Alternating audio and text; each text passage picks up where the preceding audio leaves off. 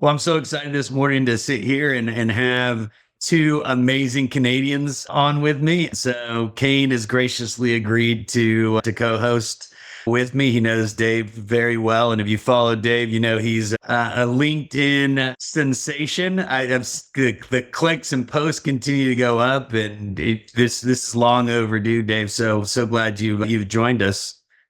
Yeah, thank you. And I'm joining you after having kind of like left this world, which is kind of fun. I think it'll make for some good conversation. Not that I'm involved, but like I'm adjacent now, where I used to Uh, be like right in it. So Well, I think what I love about your content is you don't hold back, right? You say exactly how you feel, and I think that's a big part of it. Is sometimes there's people as they post, they're afraid to step on toes or offend people, but the reality is, I think it's what leads to really good conversation. I think that's what I'm most excited about.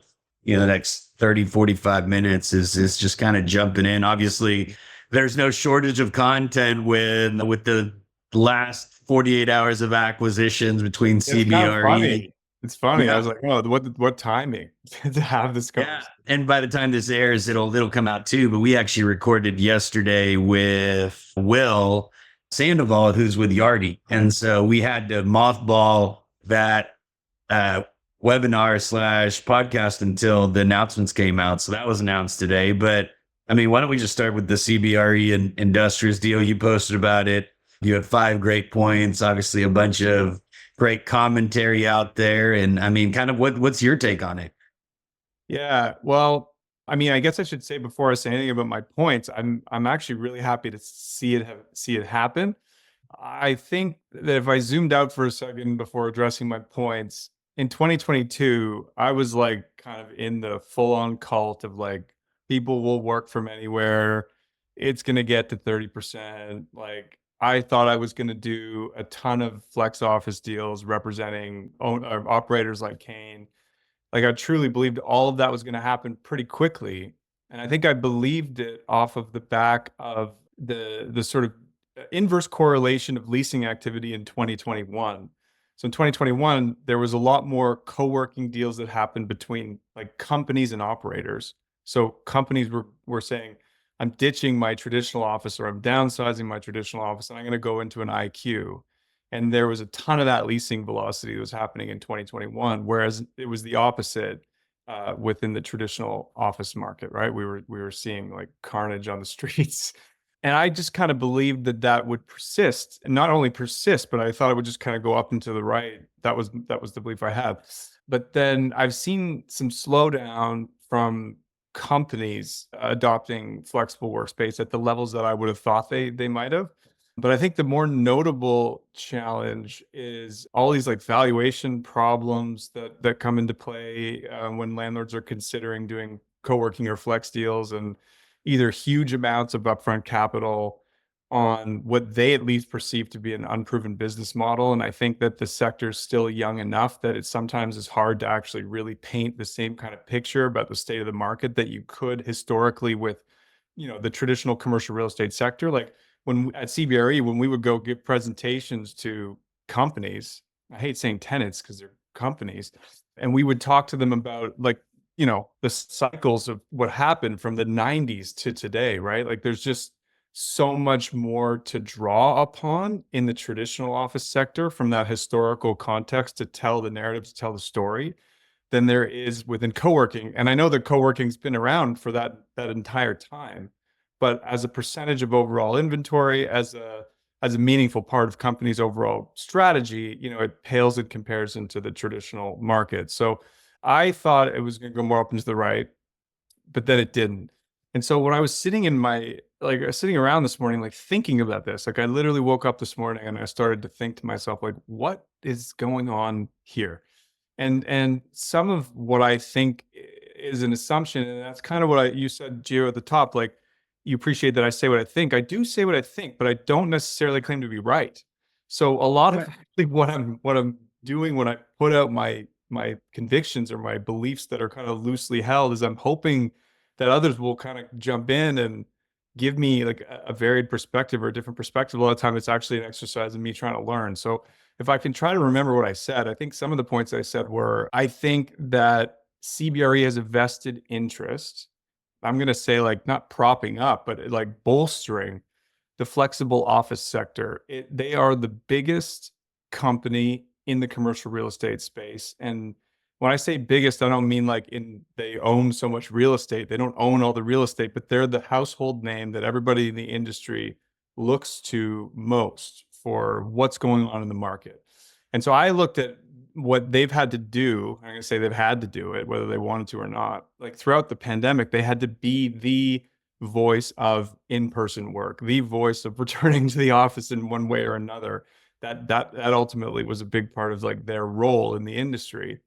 And so I think that when you look at what's going on in the world right now, you've got remote work that's 5 times greater than where it was pre-pandemic. And that's across all industries, right? Like that includes essential work bundled into that 5x increase.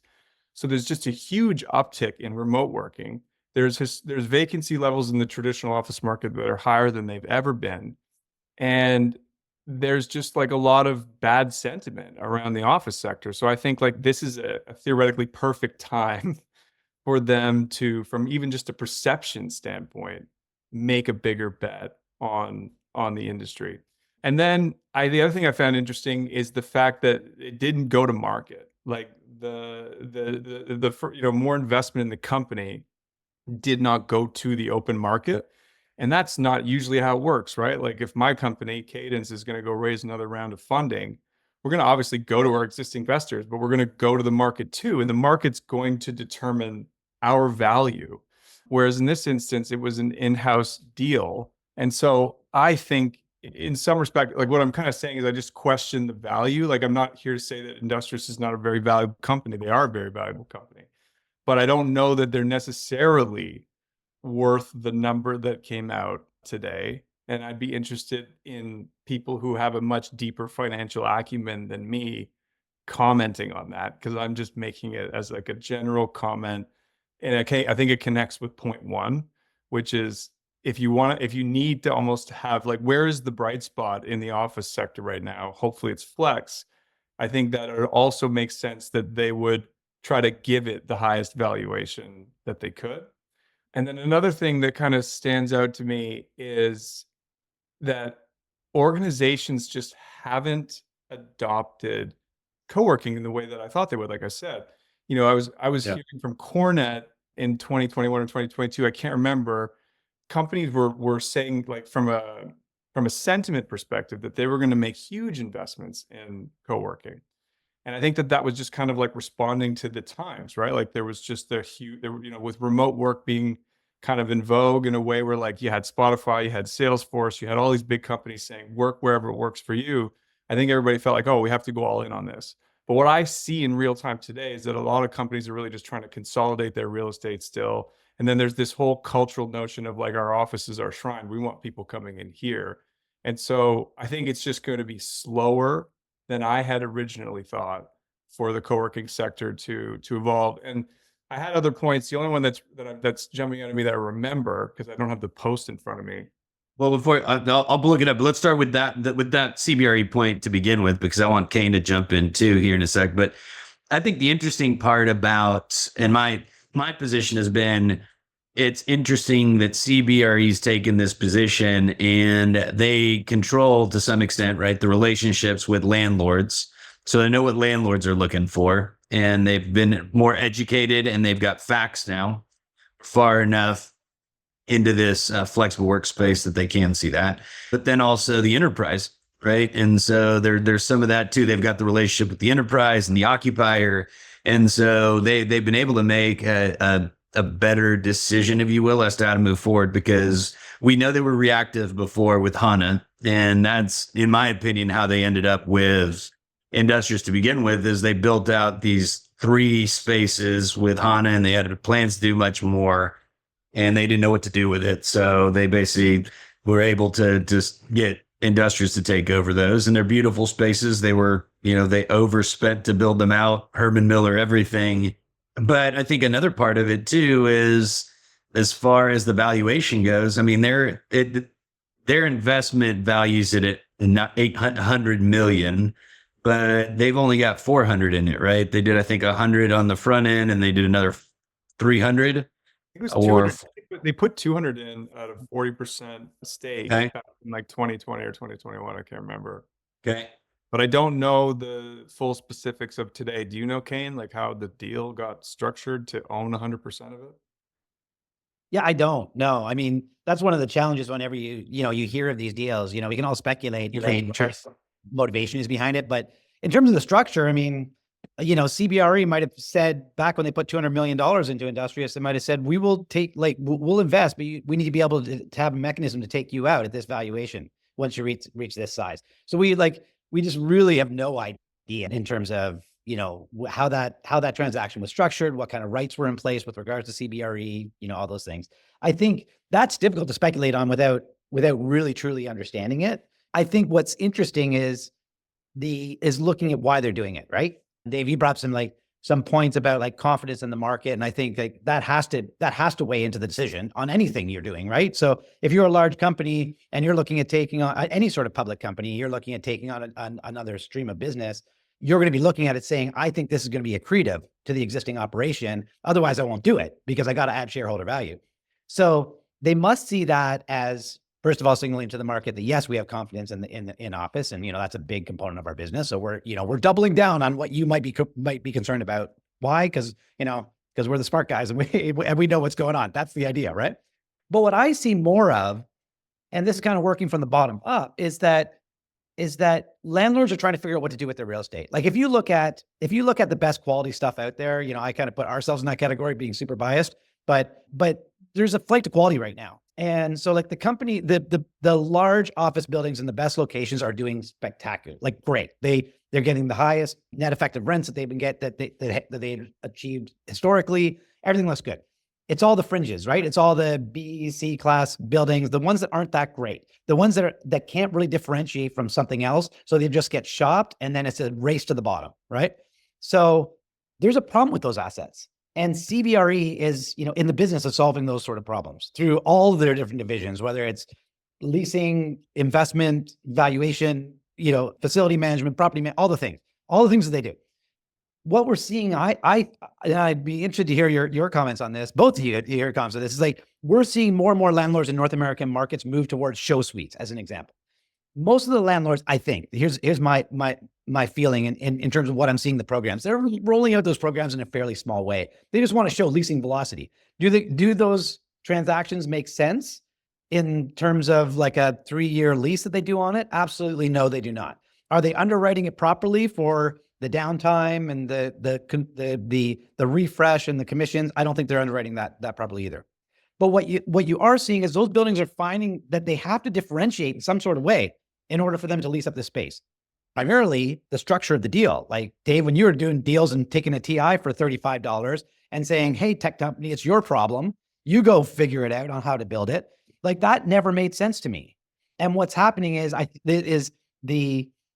what's happening in the market, structurally what's happening in the market is creating an opportunity for the tenants to have a voice, for the occupiers to have a voice and say, I don't want to build it. I want you to build it. You're the landlord. It's your real estate. This doesn't make sense for me to build it. And so you're seeing more and more of that. And why I bring that up is I think that the co-working just drops right into that. As soon as you start breaking up smaller units, as soon as you start offering hospitality and you cross that into office space, you need to have an answer to it. And I think if you look at CBRE's property management division, if all you're doing is plunging toilets, you're not differentiating yourself. You need better solutions and the buildings need to be full. So I think from CBRE's perspective, they're looking at this as a competitive advantage. They're looking at it and saying look, there is a way to solve the problem, which falls outside of the traditional leasing model. And I think the big challenge is a lot of the landlords are just stuck. Their investors don't support it. It's a big capital cost, to your point, Dave. Like asking a landlord to put $200 a foot into a space and then take a flyer on a business model that they don't understand and they're not set up for at all is tough. It's difficult. But I think CBRE is going to create some great opportunities when they walk in and say, look, I know this isn't your business. This is our business. And now they can say that because they have a division that specializes in it, that focuses on it. And I think they're going to start to look at this as being an even more integrated solution into facility management, property management, asset management, and taking those buildings. And you think about the opportunity with all the buildings that are, 50% vacant, good buildings in Toronto, good, well-located buildings. there's nothing special. There's nothing special about them. They get shopped. They're commoditized. So that's why that's my perspective. Of course, don't know. I'm not inside the transaction, but this is what I would speculate is the motivations behind it. So back to the transaction. So this is CBRE's newswire.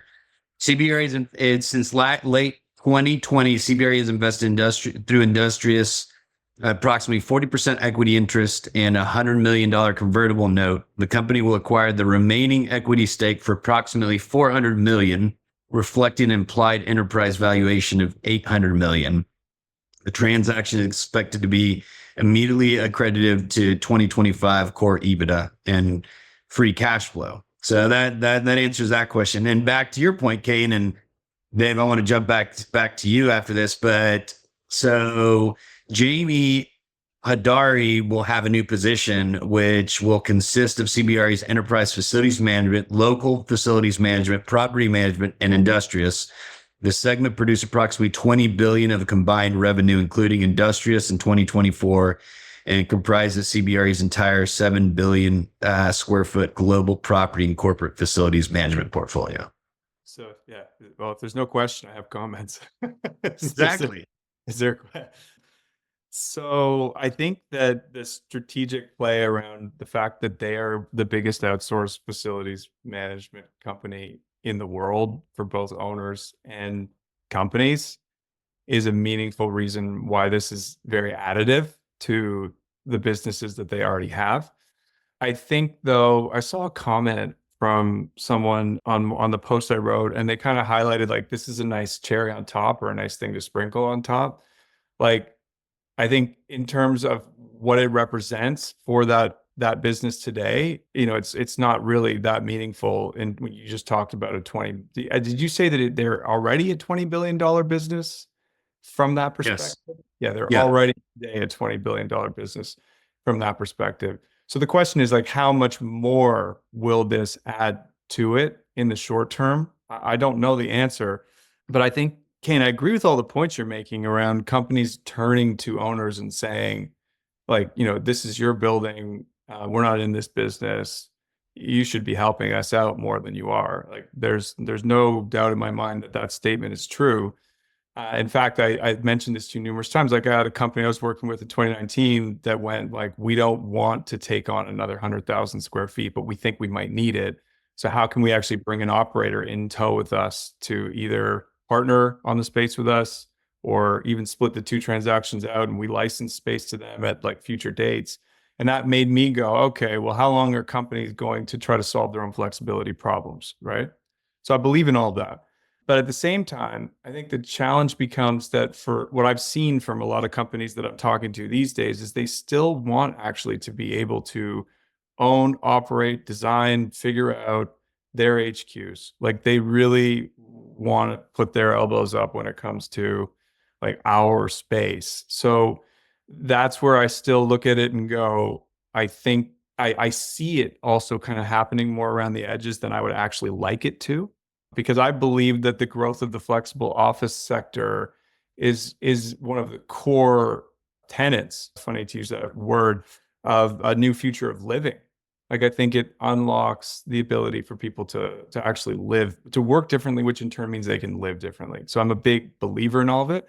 But yeah, like when I talk to big companies today and we talk to them about being able to give them access to on-demand space at Cadence, like anywhere they want around the world, a lot of the time they highlight to me that that's not really a part of their strategy. And they highlight to me that they're not really leasing a ton of co-working space as part of their core strategy. It's still part of their tertiary strategy. And if it was meaningfully different, I think we would have already seen a hell of a lot more pressure for more than plus or minus 2 to 5% of office inventory to be reflective of that model. Now, I think I come back to my original point. I think part of it is a valuation problem where it just gets stalled out in that world. I think another part of it is that there isn't that history of like decades to be able to prove like the modern version of it is ultimately successful in the hands of an operator like ECw, which we know it is because we know your facilities just perform really, really well. But the third one is the one that I really have a question mark around, which is this notion of culture in an office and the connection between the two of them.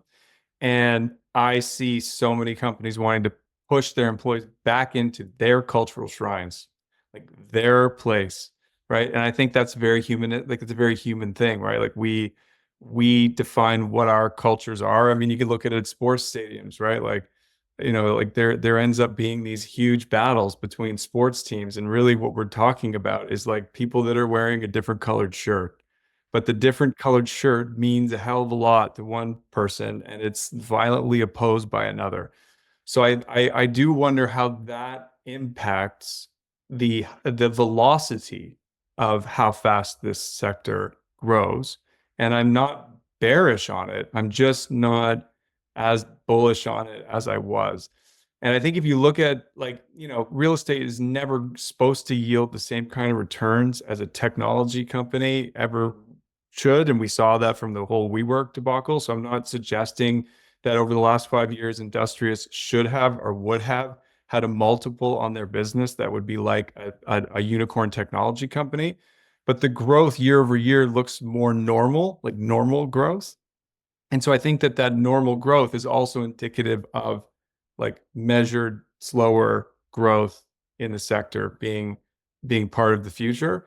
And then one of the other things I'm remembering I said is like, I think that we could see the office sector theoretically contract to some extent with some obsolescence of old buildings, particularly in the US. And we saw that in retail as well, right? Like there's still buildings that are just ghost towns in the retail sector that they haven't even found another use yet, but they're not being used. And so will that happen in office too? And so like if we talk about a more realistic definition of what the co-working sector could be by 2030, people are now saying more like 10 to 15%, but is it 10 to 15% of an even smaller office market in total? And so, yeah, those are just all the things I think about. It's not that I don't think all of it is exciting or good for the future of the industry, but I think it's easy to just get like overly excited about these things. So I want to go back to your cultural comment because I mean, I think COVID brought a lot of change, right? And once as people, we experience different things, our desires for certain cultures or things change. I mean, Kane's a great example of it. During COVID, he decided he wanted to be more active, right? Now he's a world's competing Ironman, right? Same thing with you. I mean, you obviously have, and this is a chance to get to know kind of your background a little bit more, but obviously you were a traditional broker. Then you did a ton of business in the flex space. Did I see 600,000 square feet or something like that? No, I had that. I want to clarify that. I had a lot of active negotiations going on, but all those deals didn't happen. But I made a huge investment in trying to be part of the flexible office sector. Yeah. Yeah. And then ultimately, I mean, and again, I want to hear your side of it because I've heard other sides of it. One day you woke up, you're like, I don't want this grind anymore. Right. So now you made a transition to Cadence. I want to hear more about that, but you live on an island, right? So talk to us about that. Well, you're talking about, there's a saying, remote work doesn't kill culture, it reveals it. And I think that saying could be extended to people's personal lives.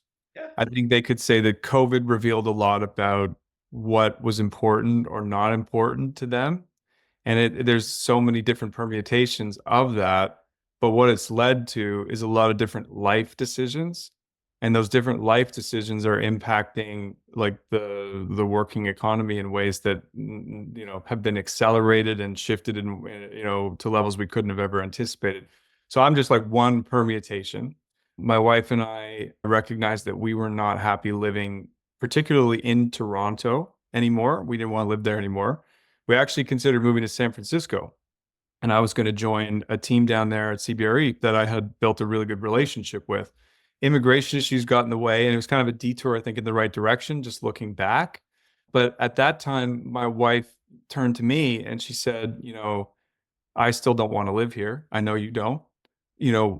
I want to propose something that we've not seriously talked about, which is why would we not move to our favorite place in the world? Like the world's changed. You don't want to be a broker forever. Like whatever you're going to do next is likely going to have geographical purview that would go farther than one place. So like, why wouldn't we put our life first?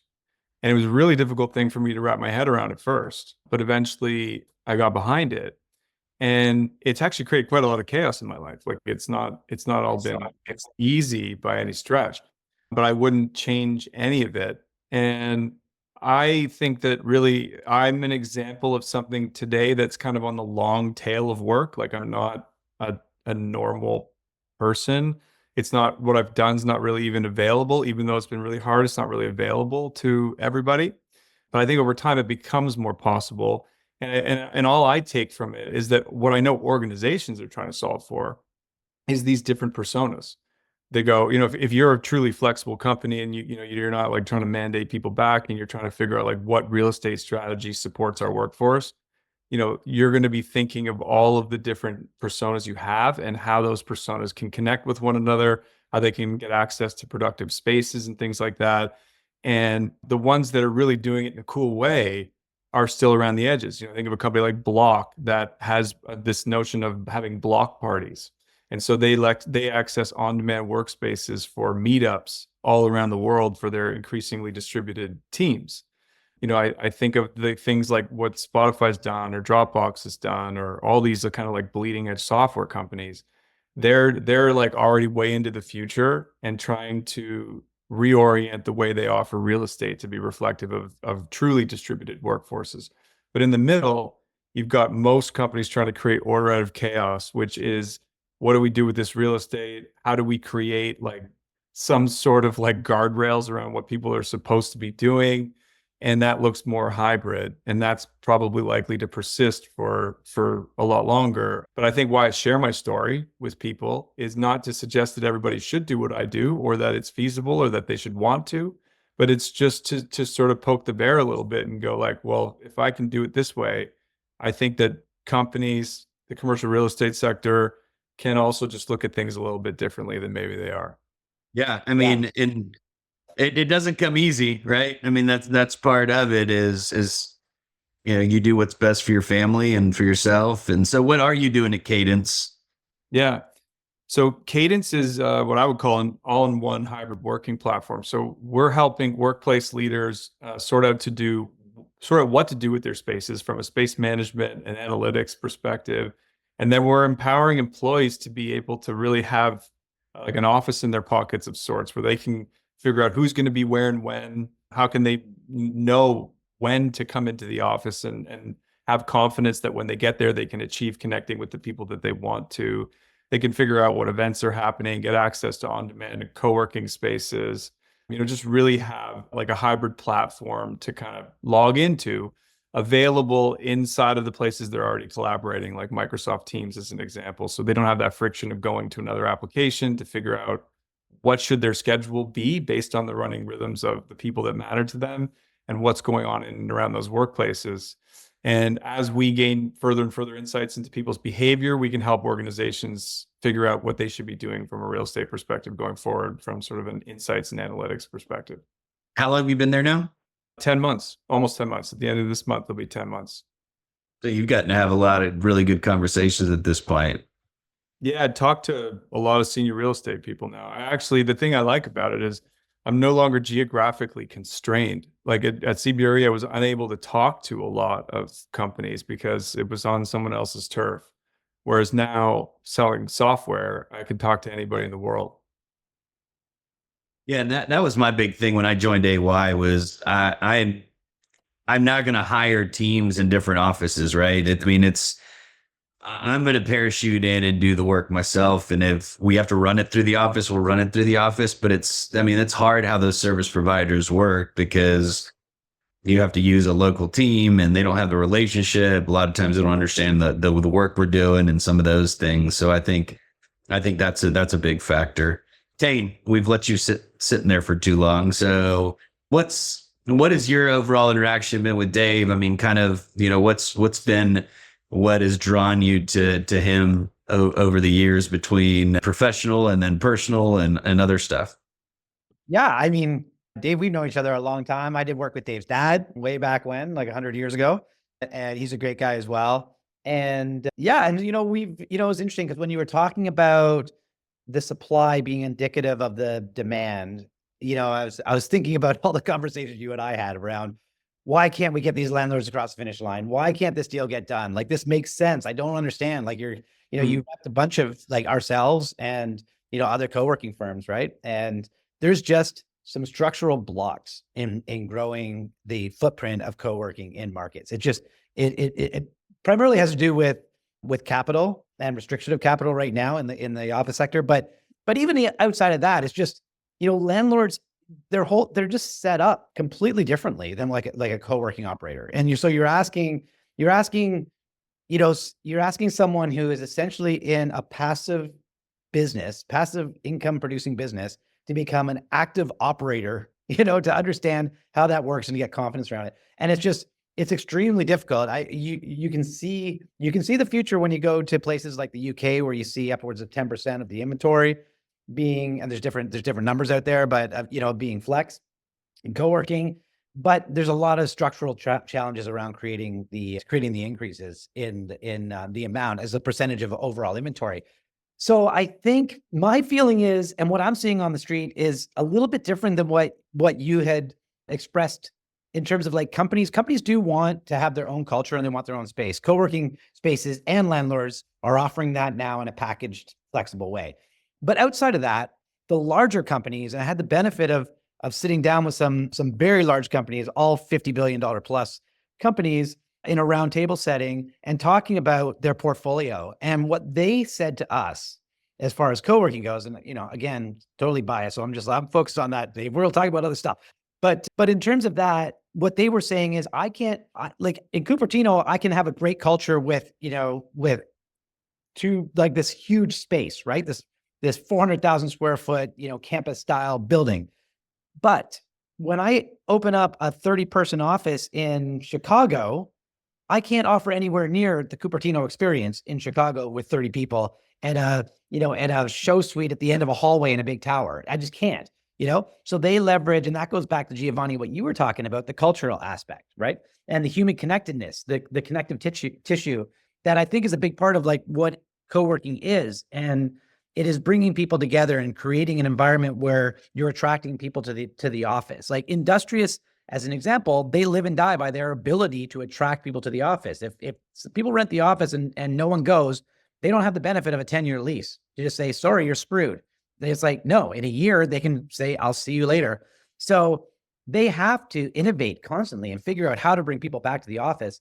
And so I think my feeling is that there's considerably more demand now than there was pre-COVID.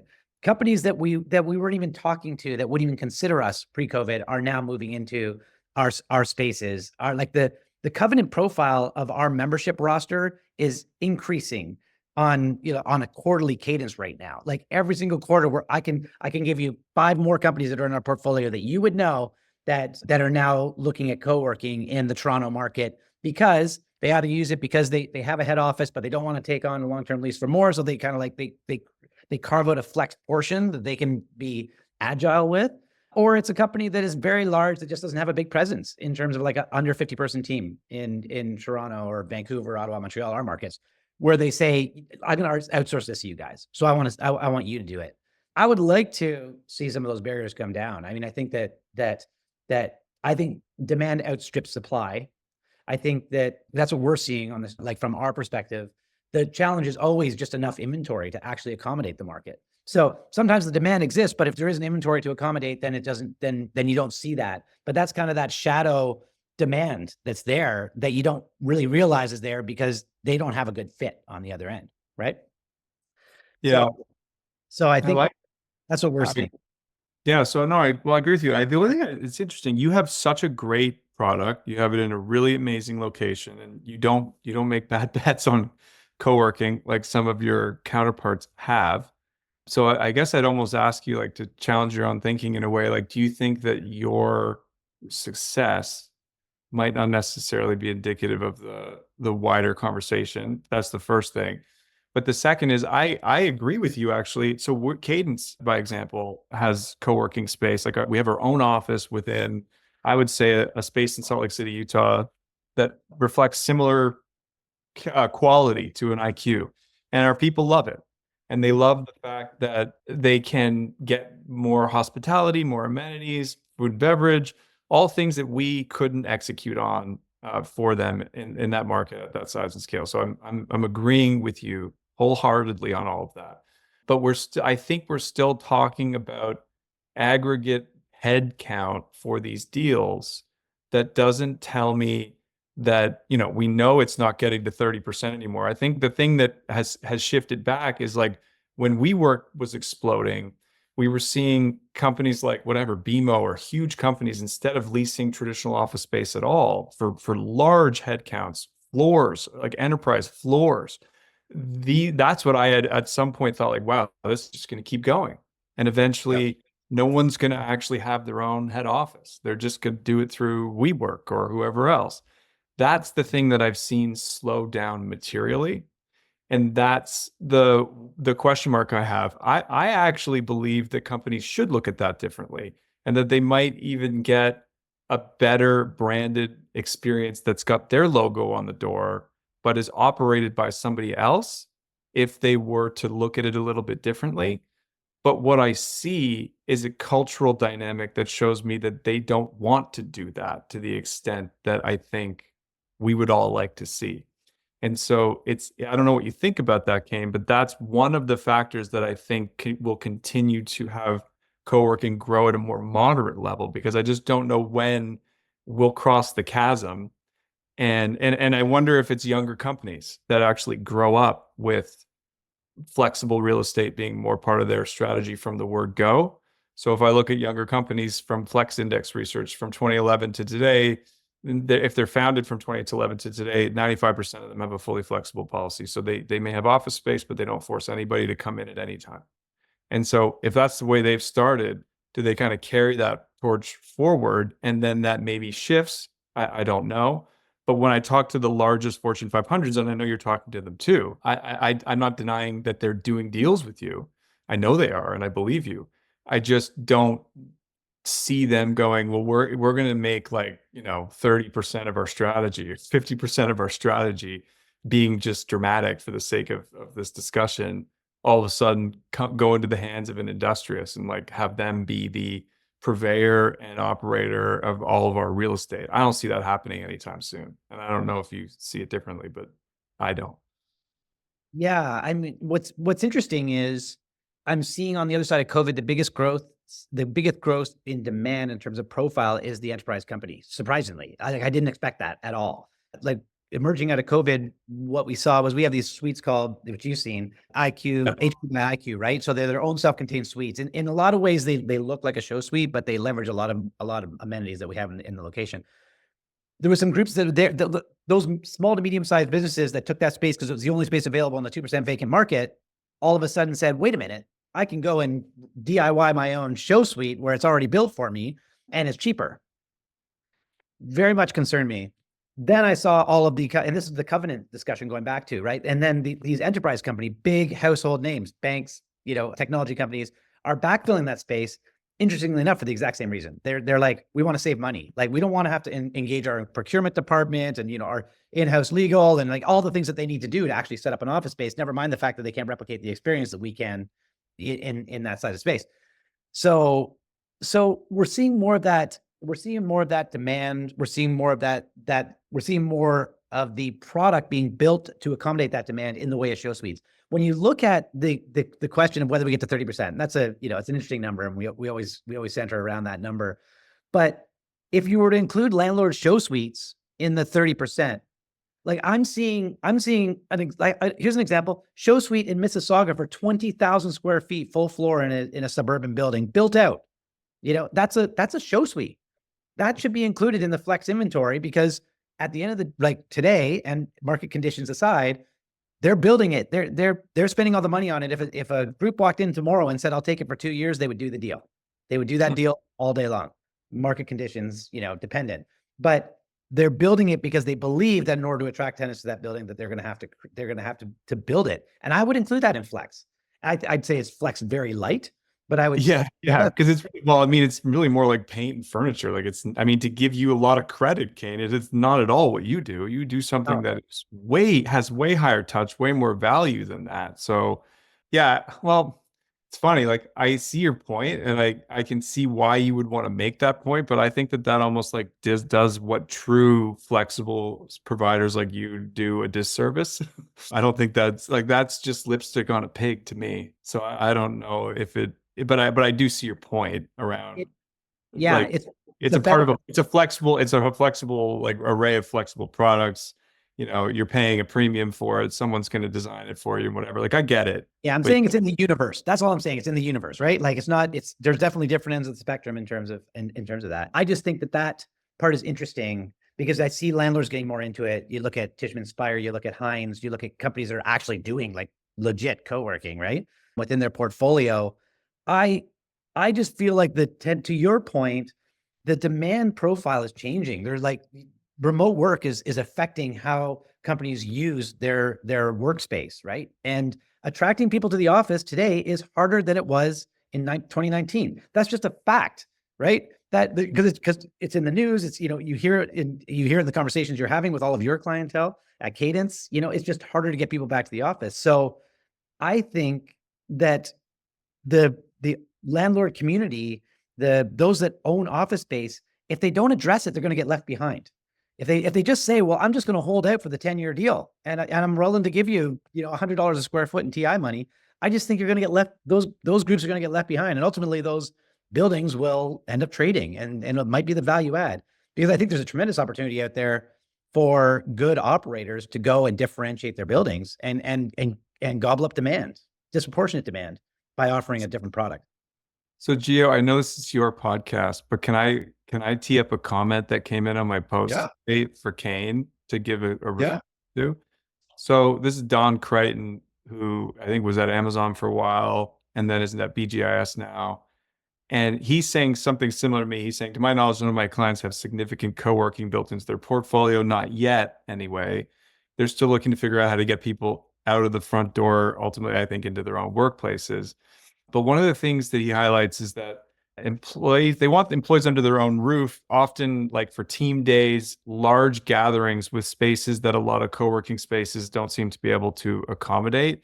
And then he highlights that most employees that work remotely actually want to work at home, not just close to home. And then he writes in brackets, right or wrong.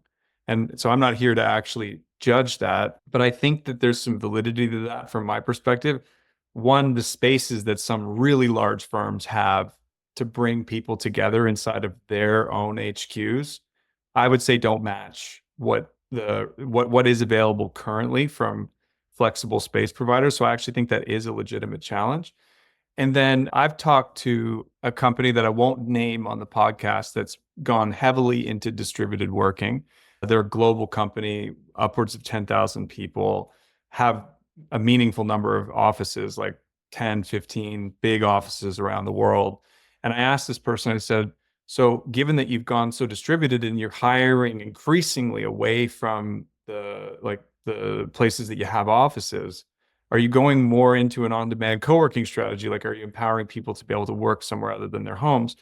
And they said to me that they've offered that in many different ways to their employees, but their employees just don't take them up on the offer. And so the comment again comes back to what Don said around, employees rightly or wrongly still want to work from home.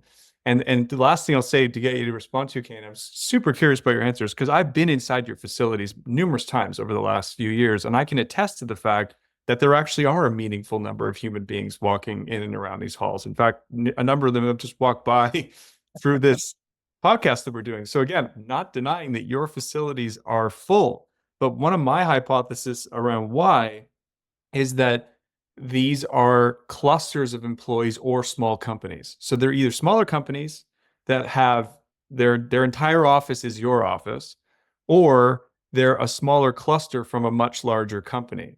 And so I think that would make sense that they would treat that as an HQ or whatever. But when you zoom out a little bit and you think of these really large companies like Oracle or something, trying to get people to come to their Redwood campus in California, I think that's where you come into these challenges. For one, the commuting distances are significant and people go, I'm just going to stay home. And the other is when they maybe have to come in, Oracle will have facilities that co-working spaces actually don't have today. So curious what you think about all of that, because I think some of that stands in the way of the growth too. Yeah, I mean, what my impression of that is that companies, in terms of their head office, want to create that culture within the head office spaces, not like to your point, you nailed it. Like, my business model, Dave. You've been through here many times. So exactly who I have here. That's exactly who we have in our spaces. Large companies with a satellite office with a team under a 50, usually. Or we have companies that are, smaller companies that use this as this is their HQ, right? And in that size range, they realize that there's no way that they can create that same sort of environment. They outsource it to us, right? For the larger organizations, I think there's a challenge in getting people back to the office because of all the reasons that you just said, right? In terms of this, they get there and the space doesn't accommodate what it is that they need. Number one. Number two, the commute's challenging. Number three, some of the things that they need may be very specific to Oracle, as an example. And, they need this auditorium that they can fit 120 people in so that they can do these town halls that they want to do every quarter, whatever the case may be, which is something that we don't do and we can't accommodate because that's not our business. Maybe that would be a convenient thing. But I think, companies, especially large companies, are going to have their own unique needs. And if you have unique needs, you're going to have to build it. If you need custom, you're going to have to build that. And then you're going to have to create the environment that attracts everyone to the office and overcomes the challenges. Like I always say, earn the commute, right? You got to earn the commute. Like the space has to be good enough. The people have to be good enough. The culture has to be good enough. I do believe that there's tremendous value for companies to get together in person. I believe in that. And of course I'm super biased, but I do believe that there's a great value in bringing people together and having them in the same room. It's the reason why we all live in neighborhoods, because people thrive when they're together. But there are challenges around doing that. There's challenges around getting people back to the office when they have choice, when they can decide to be at home. And sometimes it's, sometimes these companies are going to have to make those big investments to create the kind of spaces that attract people and to figure out what it is that attracts them. That's all I think about all day, but now they have to think about that all day too. Right. And then creating those environments. Like I did a post about the empty restaurant syndrome as well. You got this big, huge, beautiful office, but it's half full. It's a terrible experience to go into that space. It's really difficult to create this great experience when people come in every day. So I think what you're going to see over time and what we're seeing companies do is they're just breaking up their requirements. Like they have long-term leases. As the long-term leases come off, they're trying to figure out what the other solutions are. And to your point, Dave, like it makes sense to me that if you have one co-working space that's 20 minutes away from where you are, but you don't feel like going there and you got your setup with your 2 screens at home and your things and you're set. Like you have a routine. This is what you do. Right. This is how you do it. So I think it makes sense to me that it would be challenging to get those people to get into a space, without being able to cluster them together, unless they're just the personality where they need to be around people, in order. Well, this is a tangent, but I actually think we need to retrain people in a more remote world to understand the value of actually just being out in and around their own communities. And so it's like the friction is leaving. But a lot of things happen when you leave your front door, even if you're just leaving your front door to engage in your own local world. But that's such a broader societal issue than corporate anything. You've but experienced firsthand. You're a very social guy. Like to spend time with people, and you're fully remote. So I do, yeah. And I do that. But a lot of what I have the benefit of is time flexibility in my job. I have the benefit of knowing the value of that, maybe given the time I grew up in the world and a whole slew of other factors that lend to that. But I think the other thing that I was talking with Andy Dean, who's just this amazing, prolific future of work person. If you don't follow her, you got to. And she was telling me she was approached on the street in Manhattan and a guy like in a frenzy was like, hey, I got a call I got to do. Like, where can I take this call? Like, I need like good internet and some private space. And she said, like, in good conscience, I had no idea where to direct this guy. And what she highlighted is that she flagged 2 things. She said the second space, which is the office, is declining in civic importance, but we have not found a way to really truly activate third spaces such that they can be made accessible to an increasingly mobile workforce that has needs that come up on the fly as they're moving around their day, right?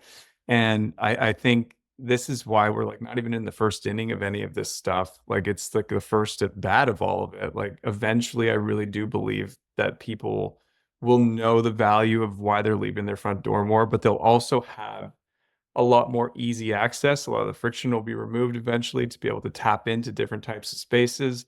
And they will be activated in a way that makes them want to go. Because like, why do we go to a spin class with like Soul Cycle, or why do we do whatever we do, right? Like I used to be involved in like almost like a cult, like a Pilates cult in Toronto that was like on Queen West, and like I didn't really know I was in a cult, but it turns out I was. And like I would leave every morning at like 7 whatever to go to these classes, or go at night, right? There needs to be like that kind of draw. Like it just can't be space and space alone. And I don't know, companies and society are going to eventually have to solve these big problems together, but it's super early. And that's, I think, to come back to the industrious thing, that's why I don't get like, I guess maybe having left the co-working world and having left the brokerage world, I don't get really very excited about it one way or another, because I'm kind of like looking at some of those like bigger issues that we need to solve for. Anyway, I agree with everything you're saying, but I just thought I'd add that. So we'll end it with this. I mean, I love the fact that you're out there just challenging what people are saying, right? I think it takes challengers in order to create opportunity. You said it best, right? You post so that people comment, and then you learn from it. And I think these conversations are how we continue to learn and grow and become better, because we even get to challenge people, but at the same time we get to defend our positions. And so really love that. And so where I want to end this is, as far as your passions and everything else, is your kiddos, right? Or you have one son, right? One daughter, she's 6. Yeah. Okay. And so a lot of the decisions you're making are based off of that, right? Is giving her a better quality of life and everything else. So what is it about it being a dad that has changed how you view the world? It's being a dad in COVID that changed it for me, particularly of a young child.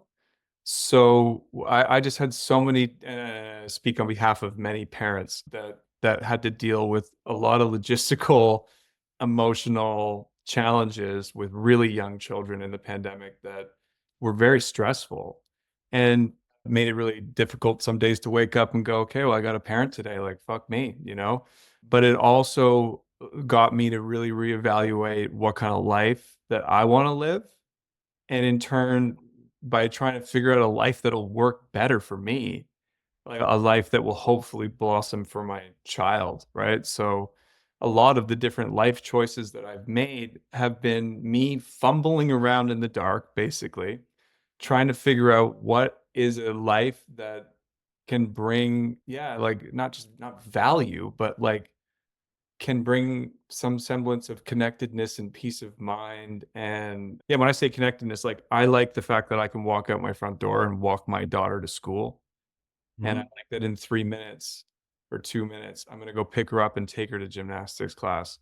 Those things were not afforded to me with the mindset that I had before COVID. And they weren't afforded to me by the culture that I worked within at the company that I worked for. Even if I actually could flex my time in that way, I would have been shamed for it, So that's why I say, like, it's being a COVID parent of a young child that just got me to reevaluate massively. And I'm not getting it right. In fact, the thing I try to leave every podcast with when you bring up kids is I'm worried about being the phone meme. It's like where I was physically more present, but emotionally still unavailable. So I'm trying to navigate the fact that this device lets me be where I want to be. Doesn't necessarily let me be here now. So I'm trying to work on that. And I'm grateful actually to have a 6-year-old, because she's starting to put it in my face. She's like, Dad, get off your phone. Like, well, I saw that post the other day, which is where you said that, you said that to her, and she said, well, you're always on your phone, right? And so I think that's the beauty of kids, right? They don't hold anything back. They say it exactly how it is. And sometimes you step back, you're like, ouch, she's right. And you have to make a different choice and decision. So thank you for joining us. I know you've got to go pick her up, and just keep doing what you're doing. You've obviously built a great following, and just continue challenging things. And hopefully we'll get to see you soon in person. Yeah, thank you. And I'll end by saying thank the both of you. It's the first time we're really chatting in any depth, Gio, so it's nice to do that. But with Kane, like, I mean, whether we're doing it in person or we're doing it over a screen, having these unstructured conversations is just so important to the human experience, because especially on social platforms, right? Like, I will also say this for anybody who is going to make it this far in the podcast. I bring my honest point of view to the things that I say online, but I also write for social media, which inherently requires dividing people up into groups on some level in order to Yeah. actually have the nuance show up in the comments. But when we speak, when we talk, we can actually connect and we can see where people are coming from with such a greater level of capability there. So I love doing these kind of conversations for that reason. Yeah. And that's what the world needs is more people that can have a conversation, even if they disagree. And at the end, to walk away and go, hey, I love you. And I'm here for whatever you need. And I mean, I think that's how I want to end this is, Gabe, you and I have a relationship and, you can always reach out. And Dave, glad we got to connect finally. But if you guys ever need anything, I'm always here. And I know likewise. Yeah. Thanks. Yeah, So it was great to see you both. It was great. All right. It's been a while. So hopefully IRL soon. yeah, for sure. Yeah. All right, guys. Take Thanks. care. Thanks. Thanks, guys. Bye for now.